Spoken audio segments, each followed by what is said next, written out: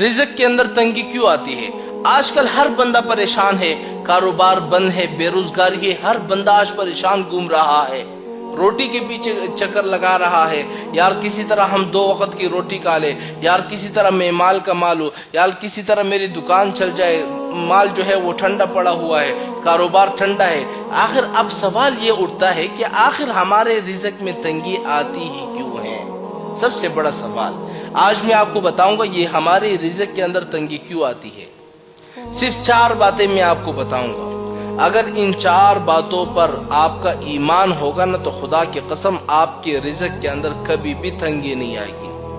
अगर इन 4 बातों पर आपका ईमान नहीं होगा तो हमेशा आपके रिज़्क़ में तंगी होगी, कारोबार में तंगी, कारोबार तुम्हारा चलेगा नहीं, कारोबार ठंडा पड़ेगा, हमेशा परेशान रहोगे। अब वो 4 बातें कौन सी है जरा नोट करें। सबसे पहली बात, जिस चीज पर हमारा ईमान होना चाहिए कि इंसान के पैदा होने से पहले 50,000 साल पहले अल्लाह ताला ने बंदे का रिज़्क़ लिख दिया है कि इस बंदे को कितना मिलेगा, कितना नहीं मिलेगा, फला दिन इसका इतना नुकसान होगा, फला दिन इसको इतना मिलेगा, फला दिन इसको ये रोटी मिलेगी, फला दिन इसको यहाँ पर खाना मिलेगा। यानी 50,000 साल पहले अल्लाह ताला ने फैसला कर दिया है। जब फैसला कर दिया है तो हमें टेंशन लेने की क्या जरूरत है?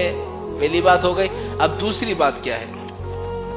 दूसरी बात ये है कि अल्लाह ताला कुरान मजीद में फरमाते हैं वफ़िस समाई रिज़्क़ुकुम, तुम्हारा रिज़्क़ तो आसमानों में है, जमीन में तो है नहीं।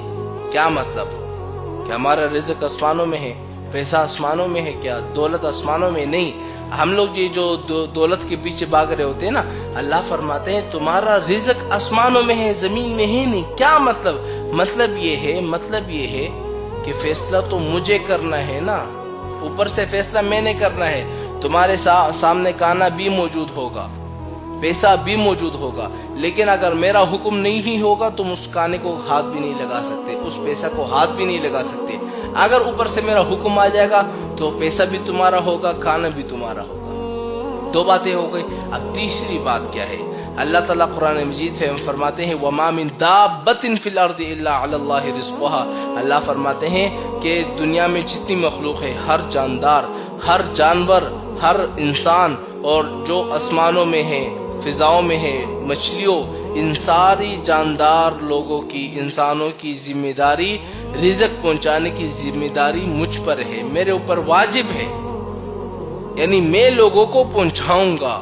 अब देखिए ना, अल्लाह ताला तो वो ज़ात है कि जिसके ऊपर कोई चीज़ वाजिब नहीं है, लेकिन अल्लाह फरमाते कि नहीं, मेरे ऊपर वाजिब है कि मैं तुम तक तुम्हारा रिज़्क़ पहुंचा कर ही रहूंगा।